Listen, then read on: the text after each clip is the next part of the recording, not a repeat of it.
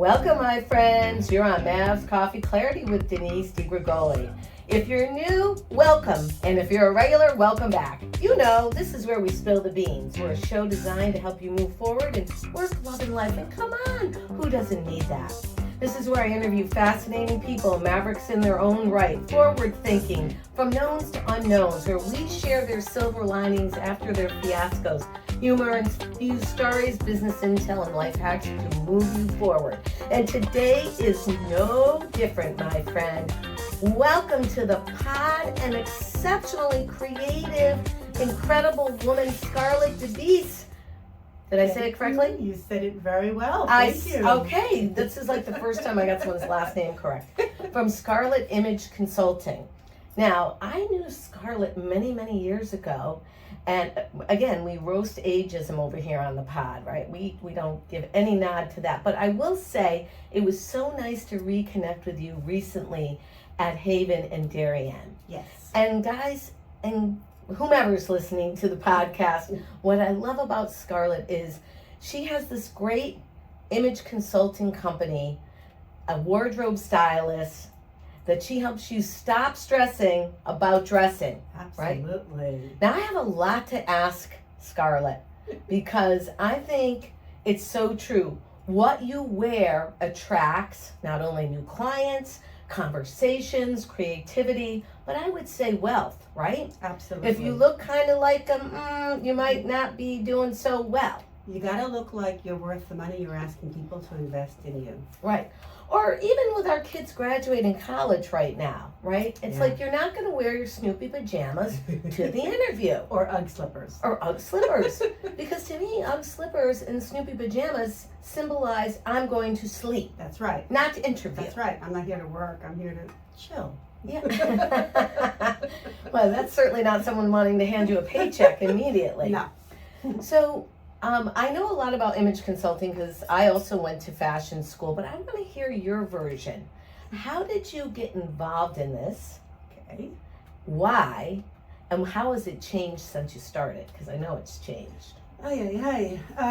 Well, if I'm really going to go back, when I was very young, I had a job, a great job, and I had to prove that I was older than I looked. And I would dress incredibly conservatively, what I thought was the appropriate, look for somebody who's a young executive. And it kind of backfired on me, actually. There was a company based in France, and I went to Paris to get some training. And the president of the company asked me if I wanted to go out that night with the other woman that flew in from America and go to the disco. It was back when they called them a disco. I love discos. Yeah. That's the theme of my upcoming birthday party, disco. There you go. So again, I was maybe 22 and I had my work clothes with me. So I went back to the hotel room and I put on my outfit that was a brownish kind of color that looked terrible on me. And I don't like brown it's either. kind of like when your dog gets sick kind of color. Oh. And it had a nice little prissy bow all the way up to here. And then I had on my little flat sandals. You had your prissy disco bow I had on? my prissy, I didn't know. I was a little bit, I just was working hard all the time. I didn't really know much about the whole disco thing. And I walk in this disco in Paris and every woman is 16 feet tall, very thin, gorgeous blondes, wearing cowboy boots and jeans and a blouse of some sort. And there I walked in looking like, the definition of mousy was my picture next to it. It was bad. Really? And I started getting stared at and pointed to. Pointed? Pointed. Pointed in the disco? I need some alcohol in my coffee. So pointed at the disco. And so this is, and the reason why I'm bringing it up because somebody yesterday heard this story. I don't share it much. And she just hired me to speak to her, a very large group of women, because she thought this was a good story. So I'm going to share it now, but it's a hard story. So anyway, so I'm in this disco and I think that I'm going to disappear on the couch. And all of a sudden the man comes and picks me up and puts me on a high top table and goes under my skirt in front of the whole place. What? The whole. Did you have your undies on? I had my undies on. Oh my God! And I remember, and high tops are tall. Oh yeah, especially in France. Yeah. Yeah. So what I did was shriek and jump off the table. I was completely humiliated, and they're laughing and laughing and laughing.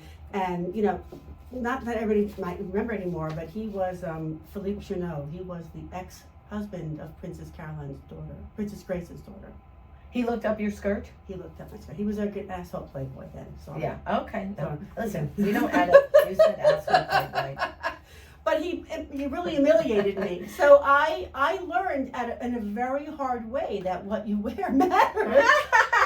My grandmother would have said if she was alive, you should have charged for that. I know, right? But it was a lesson, but it was a hard lesson, and it was, the guy had no right to do that. No, of course. You know, nowadays. I mean, now it probably wouldn't happen, and if it did, I'd be rich. Because Right. I would sue the hell out of him. But, you know, but that's what it was like. But it taught me that you have to know what to wear. So anyway, then years later, I, you know, was always aware of clothing. My mother taught me really well. And then one day, my friend asked me to go see an image consultant with her. She, you know, she was going, and it was like a twofer or something. Please come, please come. And I'm like, oh, fine, I'll go. And I show up, and this woman shows me what colors look good on me. I never thought about that before. What colors don't look good on me. I never thought about that before. And I don't look good in Lily Pulitzer prints. And my girlfriend kept making me buy Lily Pulitzer prints, but I don't look good with flamingos on me. They just don't work. And so I learned all these things, and I went home to my closet. I made my husband crazy, and I tore everything out that didn't work for me. It was like knowledge was power. Isn't that freeing though, honestly, when you do a closet edit and you shift that energy out? Yep. Yeah. Because every woman and every man, but every woman cares more, when she puts something on and there's something wrong, but she doesn't know what it is. But you can feel it. But you can feel it. And you're like, no. Right, no. But Yeah. I identified. So this image consultant that I went to identified for me what worked and what didn't work. Uh-huh. And it was amazing how all these things that I had that didn't work, I got rid of. It was fabulous. My husband really got annoyed with me because he used to love to buy me clothes. Mhm. He was in the business. And I would say, no, I'm sorry, honey, it's the wrong neckline. Wait, he was in the fashion business? He was, yeah, but not up there, Okay. down there. Okay. So We're not editing that part out either. And now he's going to hear her say, not up there, down there. Oh, boy. I meant mass market. He Okay. was mass market. Okay. So, you know, like the Like Walmart, Targets, yeah. Walmart's, right. That kind of stuff. Tarjay. Right, Target, right. So anyway, so we'll never hear this, please God. So anyway, I forgot where I was, but this woman like taught me all these things, and so I then was hired by her to help her. Because she saw me in town and how I followed all the advice she gave me to a T. Wow. You know, and then she told me, you know, I really should be doing this. And so I decided to go to school, which you don't have to do, No, but I wanted to. If you want to be good at something, you should have an education. Right. I mean, when we were having retail galleries and our interior designers would come in, and some would just do it naturally, but really when you have the technical skill, Yep. right? Because you're loosely throwing around the word color, but both of us know, artistically and fashion trained, color is just not color. There's a lot that goes with color. Right. Right. So where did you go to school? Can I ask? I took an extensive 8 days, very long days at FIT. Oh, you're an Yeah. old FITer like me. Yeah, FIT. All right, yeah. we're going to hashtag the hell out of that. So one trainer came in from London, the other one is in Manhattan and still is.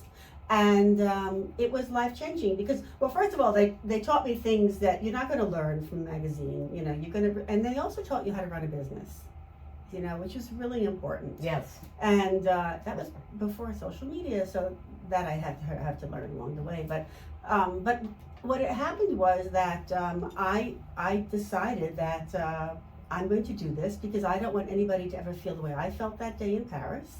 Yeah, because we'll start slapping. Yeah.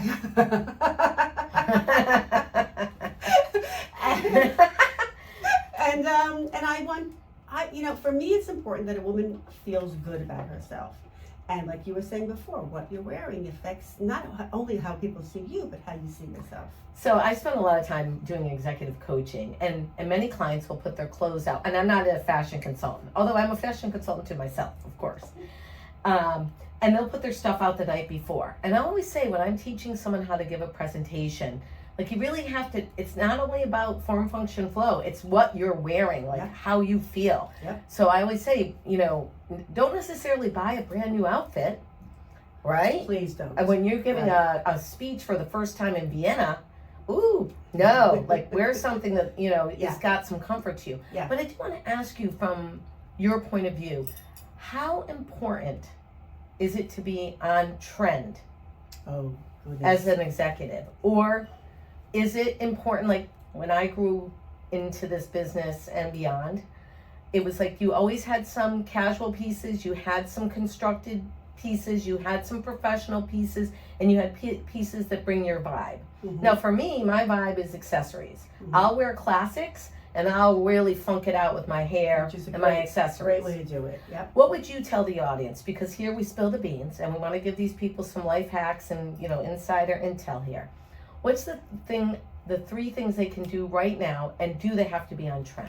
Okay, so I'm a little different than a lot of other image consultants and wardrobe stylists. I hate trends. I don't believe in trends. I think that they make you prisoners, because what they do is they're prisoners of the trend. Trend. It's true. Yeah, because you're being told that you have to have something to be in, right?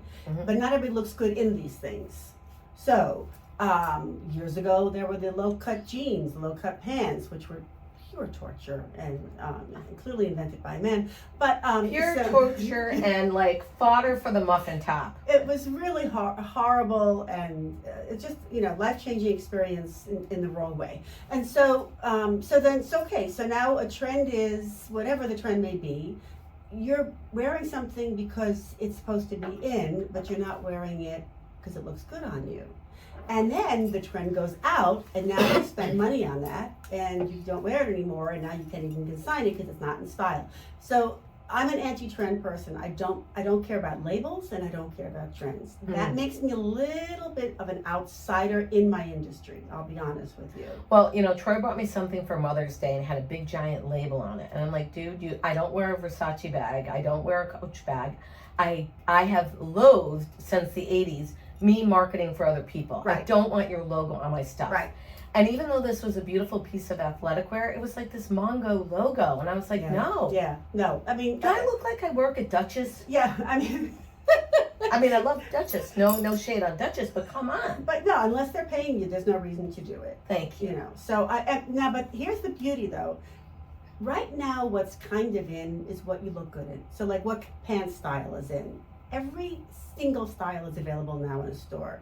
So some women look better in a wide leg, some people look better in a straight leg or a narrow, or it really depends upon your shape, your height, your proportions. That's really what's in.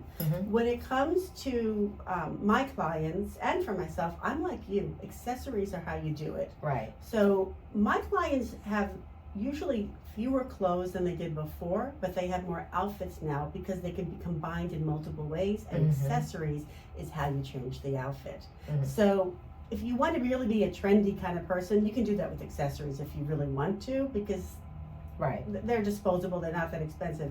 I'm not talking Tiffany, I'm talking TJ Maxx, So, but I believe in having pieces of clothing that look good on you and that are comfortable, but never look comfortable. That's a very important fact. One of my early professors at FIT said, you know what? Just make sure it's tailored to you, because we're all so unique. Yep. Okay, so... And tailored. We need to use tailors. Men use tailors all the time, and women are like, if it doesn't, off the hanger, it doesn't fit, it could be shortened. Maybe the sleeves have to be shortened. Maybe the pants have to be shortened. Maybe something has to be taken in. You got to do that. You got to bite that bullet to get the right fit. Took me a long time. I would preach that to other people and not do it myself, but now I'm methodical about it, because you can have even like a $50 top. But if it fits like what, then it is what. And it just a little nip tuck here or there. I'm on the shorter side, although I don't view myself as a shorter person. It's really important. So 3 tips that people can implement right now. Know your best colors to wear.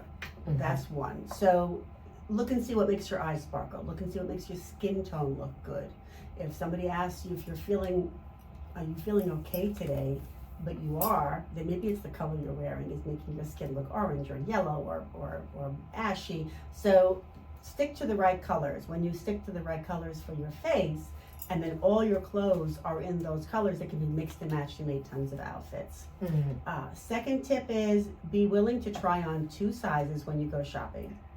Now, here's an insider secret. While Ava was a baby, I had a Carlisle franchise come through the gallery. This way I got to wear great clothes and also see my friends, because I would bring my baby to the gallery. And the same thing, so many ladies were not willing. That's right. It's very stubborn on that one. And I would say, listen, cut the label out. Cut it out. I have a story about that too. But try to, first of all, as I always say, unless you're wearing your clothes inside out, nobody knows what size you're wearing. Oh my God, that is a great tip. And if you are wearing your clothes inside out, we have other issues, right? Yeah, we have other issues. But when you're wearing something that fits you, you absolutely will look thinner. If you wear something that's too big or too small, you will look bigger. And when you're wearing things that are, some women like. How am I doing today? I think you look adorable. Am I doing okay? Yeah, you look great. Because I'm hiding Mafina and a couple of her friends around the back. Oh, that's a nice name. Yeah. Lovely name. I was trying, like, how can I look my best in front of the wardrobe consultant today and sit in the chair with a headset on, wrecking my hair? Oh, okay.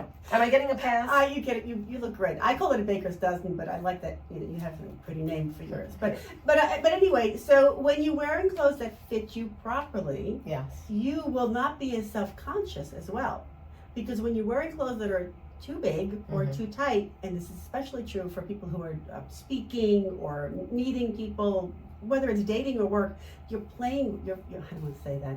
No, you're right. It's wrong, but you're playing with yourself. But you're just came out wrong. But you're. We just ventured into Howard Stern territory. I'm thank God he's not here. But you're fidgeting. And women do this all the time. No, you're right. You're 100% right about that. They start playing with I call them toppers, anything you wear over. They're grabbing the breasts and they're grabbing the.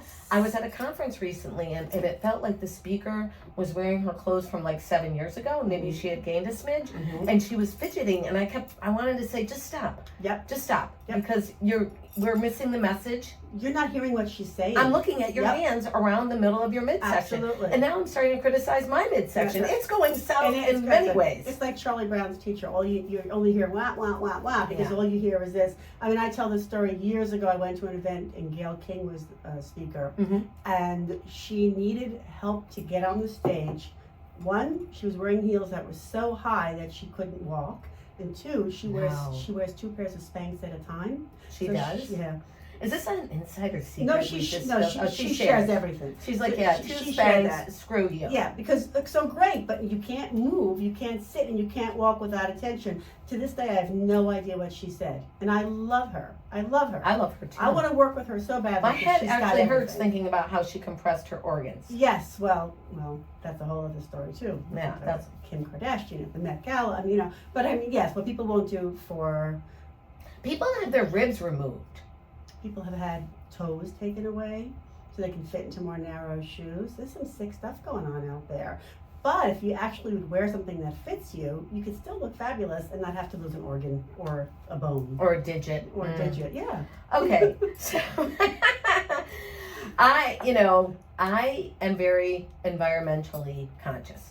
I'm definitely a person that will recycle, upcycle, luxe cycle. And I've always said to Abe, if you want to wear a really expensive top or a really expensive bottom, find the reverse, right? Yep. Like mix and match, make your outfit, make your personality, let it be you, don't be dictated by the trends. That's what I'm hearing you say. Yep. Now, she brought to my attention that some of the fast fashion, child labor, there's the athletic wear that puts the beads in the ocean. I grew up old school in the Berkshires. My grandmother would darn our socks, and you wouldn't get a new winter coat until it was Christmas. That's right. Now, I am a little bit of a clothes horse. I definitely shift my energy. But what's your position when a client comes to you and says, I need to be eco-conscious? Like for me, for example, how would you treat me in this way? Or anyone? What are they saying to you? Well, first, don't buy anything at what's called fast fashion, because the stuff falls apart too quickly. And then you're just making landfill. very good point. That's all you're doing. So, it's adorable until you wash it.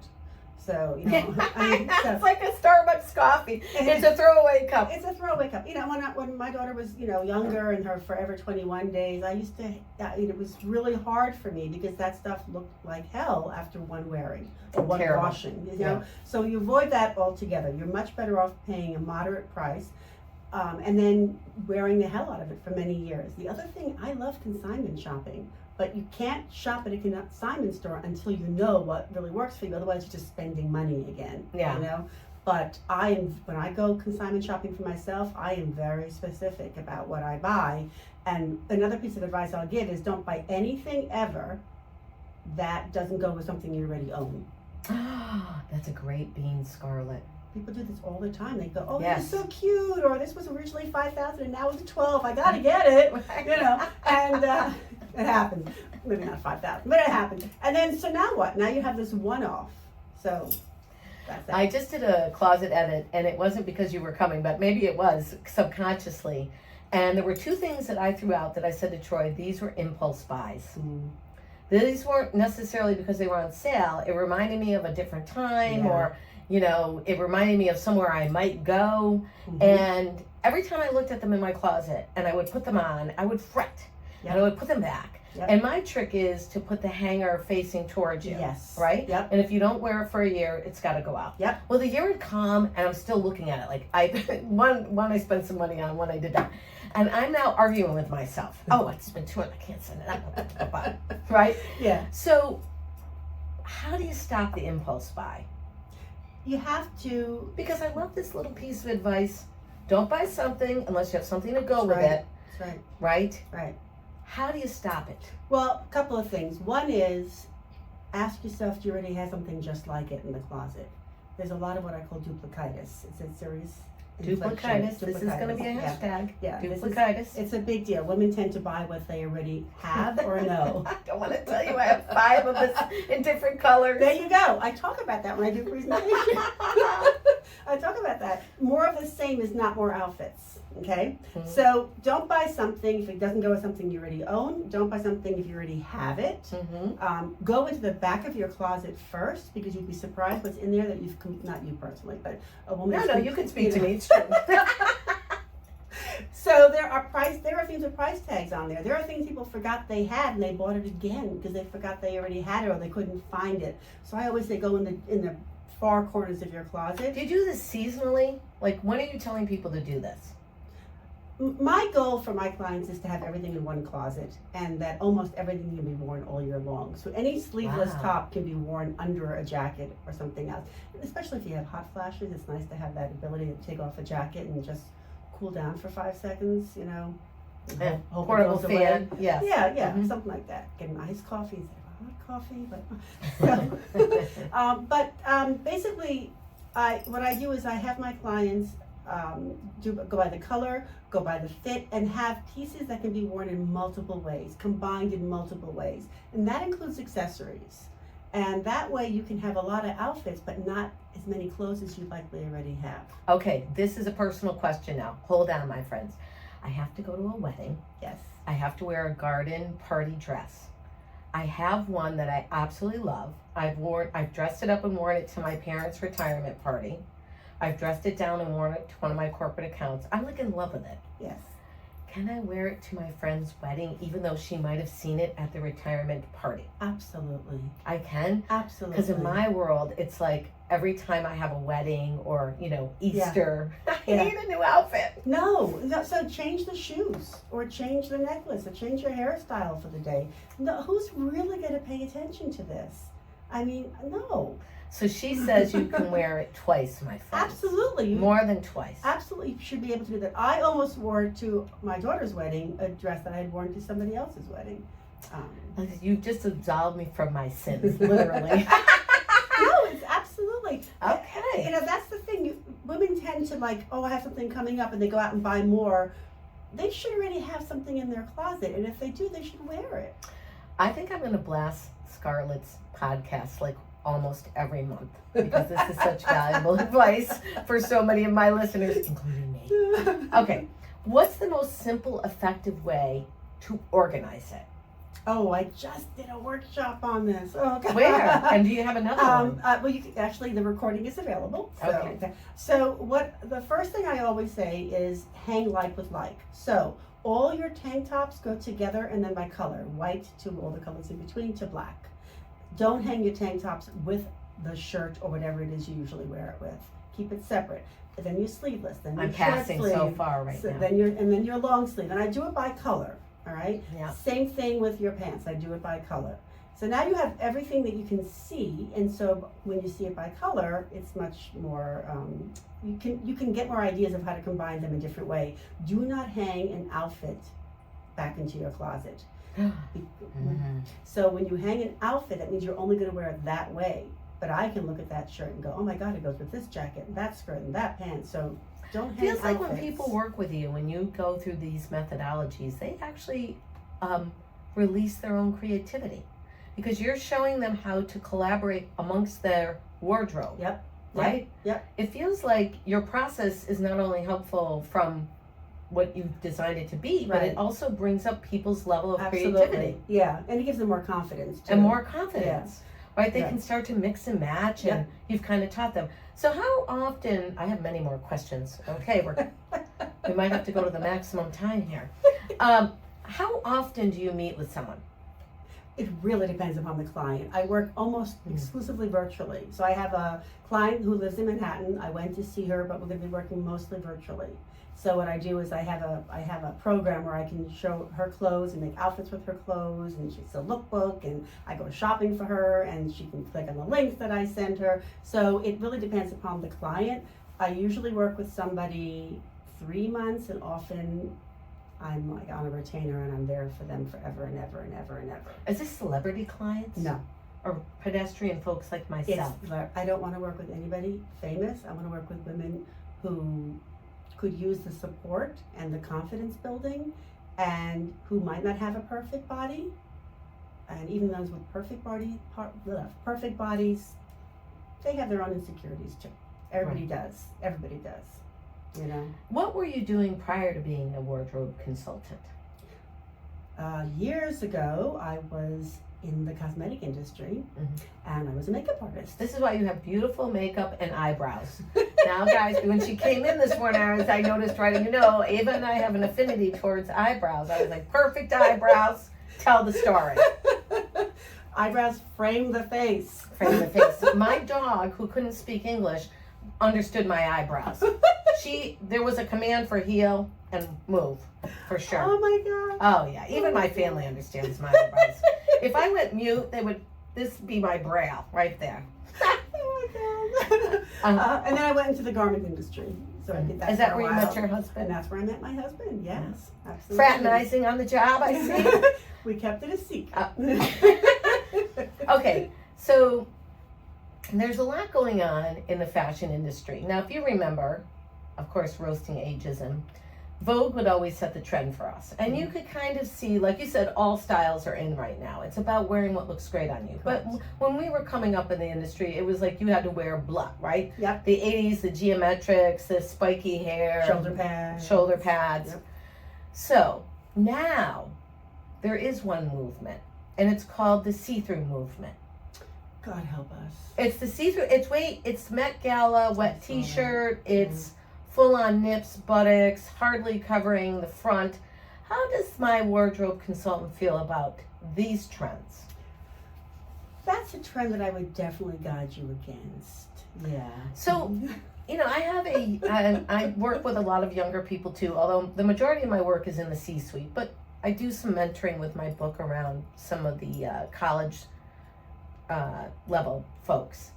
And so this is what they're being shown. That's fabulous. And the short tops. Yep. So now when you're interviewing, or you're teaching them interviewing skills, they think scantily clad, multiple piercings, and, butt thongs are where it's at. Yeah. And almost as like a need to be hired. Yeah, right? I know. So what do we say?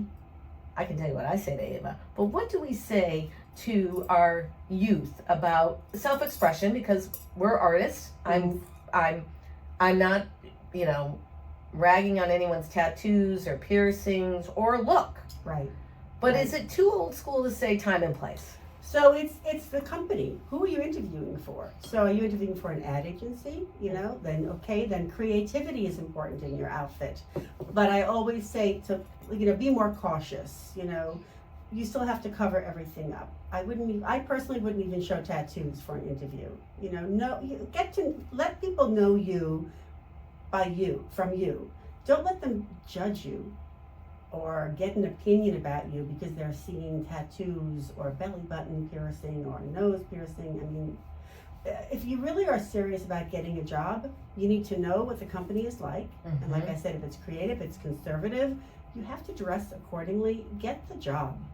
And then you can sort of feel your way around a little bit. People are not dressing in a corporate way that much anymore, which is fine. Are suits out? Suits are in a different way.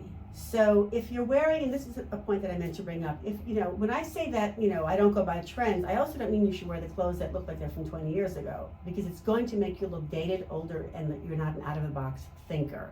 So I want your outfit to be more creative than that. Suit jackets are in for women, but they're not the ones we used to wear.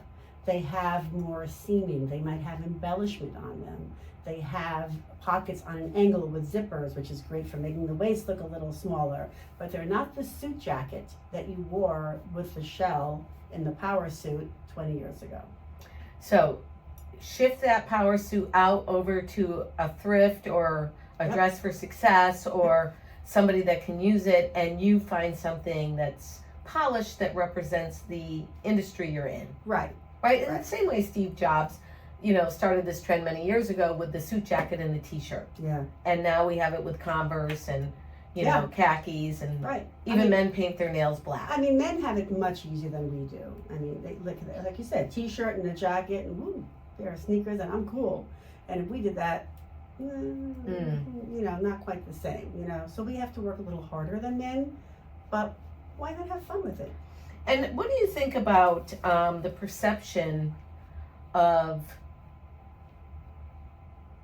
how do I say it, the ageism and the perception that comes with it, the way we dress? You're dressed very youthful today. I mean, you could put that outfit on somebody 18. You could put that outfit on somebody 80. 80. Mm-hmm. So it's classic. But how do we address the ageism that comes naturally? I mean, you look very youthful. I have no idea how old you are. I don't want to know. But it is prevalent in our society, right? Yeah. It's like, I want to look young and cool because my daughter's 21. I mentally feel 30. Right. But I still feel like there's times where you feel that ageism creeping in. It does creep in. So that's why, a lot of women come to me and say, I don't want to look frumpy. Yeah. But I don't want to look like I'm trying too hard. Yes, exactly. That's what I mean. Yeah. So it's important. Well, again, if you go full blown on a trend, and a trend is short tops, and we've seen this. We've seen women wear these short tops that should not be wearing these short tops. So if you go really all in on trends, you're going to make yourself look like you're trying too hard to look younger. So that's important. Right. This is why you don't like trends. It's one of the reasons why I don't like trends, because their trends are there to make you spend money. Vogue's not That's trying really to make you super look better. It's just making you spend your cash. I mean, when people say the must-have, well, no, the store says you must have it because the store will make money when you buy it, but not necessarily you look good in it. They don't care, Stitch Fix, they don't care what you look like. They just want you to buy. I started off with Stitch Fix early on, and they were great for a couple of times. And, once they became a global company, it fast went down the hill. Yeah. I have a question for you. What's the funniest fashion emergency you've ever had or a client's ever had? Without telling their name, of course. Oh my gosh. This one I think I have to think about. Oh Lord. I'm not thinking of it right now. Okay, I'll tell you when I think of it. We're going to give you a pass on that because we know that you love laughter and that laughter is better than lamenting. Yes. And what we also know is that your nickname is the Clothing Whisperer. Oh. I was afraid of what you're going to say. That's what you told me. You're the Clothes Whisperer. And boy, my friends, after this interview, you know that Scarlett is the Clothes Whisperer. This has been incredible. Do you want to leave our audience with one last simple hack on how they can improve their style, their confidence, or their wardrobe, other than visiting Scarlett Image Consulting? Scarlett Image, Scarlett with 2 T's, image.com. Okay, and we're going to have all this in the show notes. The last being? The last thing is, don't be afraid to try on something that looks outrageous on a hanger. Try things on that you would never have picked out for yourself. You'll be surprised how often you look fabulous in it. I'm telling you, this was a power-packed half an hour. Thank you, Scarlett. Thank you. I am so thankful to have you on the show. My friends, listen, find us wherever you listen to your favorite pods, like and share, and be sure to visit my show notes and check out Scarlett. Peace out, my friends. Mav's got to get back to work.